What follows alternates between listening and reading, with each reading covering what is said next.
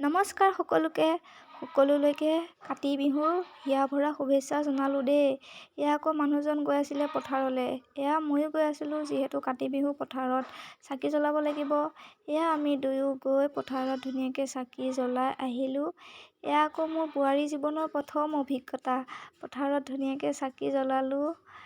এয়া দেখিছে, মোক পিছে কেনেকুৱা লাগিছে জনাব। এয়া মানুহজনক ক'লোঁ বোলো ভিডিঅ' এটা বনাই দিয়াচোন। এয়া ধুনীয়াকৈ ভিডিঅ' এটা বনাই দিলে, আপোনালোকলৈও আগবঢ়ালোঁ। এয়া দেখিছে নাই, পথাৰখন আজি ইমান ধুনীয়া লাগিছে। চবফালে চাকি জ্বলাই আছিলে যিহেতু। এয়া মই পথাৰৰ পৰা আহি পাই গ'লোঁ। এয়া তুলসী তলত মই ধুনীয়াকৈ চাকি জ্বলালোঁ, যিহেতু পথাৰৰ পৰা আহি চাকি জ্বলাব লাগে। এয়া মই জ্বলাই আছিলোঁ ধুনীয়াকৈ। পিছে আপোনালোকৰ কাতি বিহু কেনেকুৱা গ'ল জনাব দেই। এয়া মোৰ ধুনীয়াকৈ পূজা কৰি হৈ গ'ল।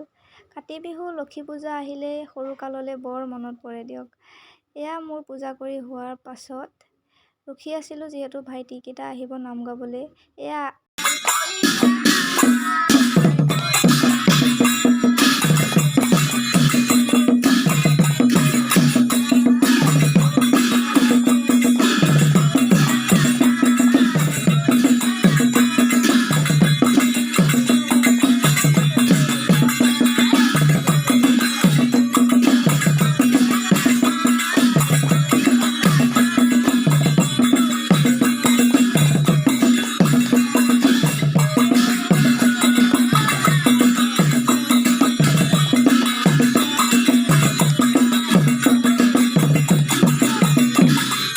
এইফালে আকৌ ভাইটিকেইটাই নাম গাই হোৱাৰ পাছত ইফালে মায়ে ধুনীয়াকৈ প্ৰসাদ দি আছিলে, যিহেতু তাহাঁতি পলিথিন লৈ আহিছিলে। পলিথিন লৈ ঘূৰি ফুৰিছে, যিহেতু পলিথিনতে প্ৰসাদ দিয়া হ'ল। দেখিছেনে ইমান সুন্দৰভাৱে নাম পৰিৱেশন কৰিলে।